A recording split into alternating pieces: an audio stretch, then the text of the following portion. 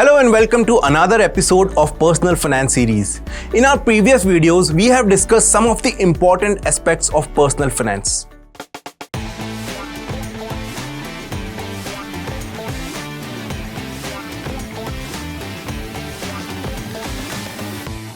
In this video, we will be learning how to efficiently manage credits, loans and debts so that you can have financial freedom and live with peace of mind. Managing your credit and debt is like learning to ride the waves. Get it right and you're sailing smoothly. Get it wrong and well, you might get a bit wet. So let's dive in and keep you dry, shall we? Before we move any further, let's understand the terms. Credit is the ability to borrow money with the promise to pay it back later, often with interest. It comes in many forms, including credit cards, loans, and lines of credit. Credit limit is the maximum amount that you can borrow. Having access to credit can be powerful, but it's crucial to use it wisely to avoid falling into a debt trap. Imagine credit as your surfboard in the ocean of personal finance. It's what you ride on to catch those big waves, be it snagging a deal on a house, getting through college, or just smoothing out the bumps in life. Your credit limit, that's the size of your board. Bigger might seem better,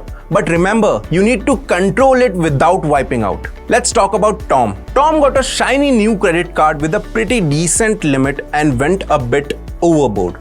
Dinners, gadgets, a spontaneous weekend getaway. Fun? Absolutely. Until the bill came in. Tom's surfboard turned into a bit of tidal wave. Using too much credit takes you deeper into debt.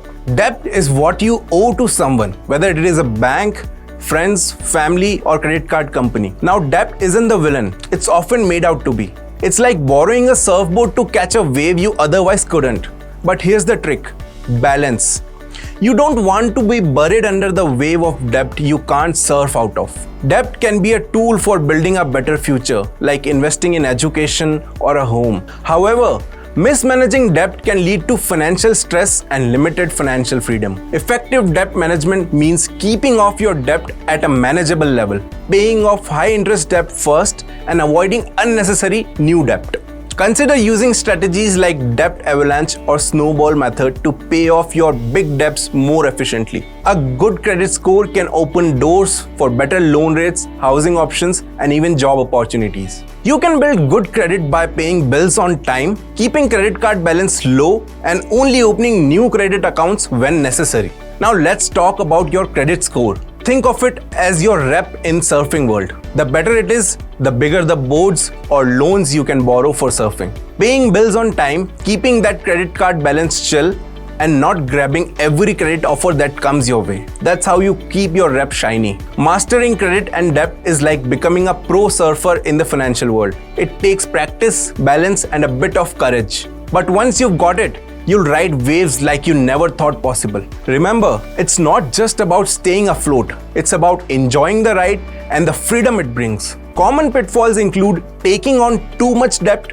paying only the minimum dues on credit cards, and ignoring debt problems. Stay informed and proactive in your credit and debt management. Managing credit and debt is a crucial skill in personal finance. By staying informed and disciplined, you can use credit to your advantage while avoiding the pitfalls of debt. Remember, it's about making money work for you, not against you.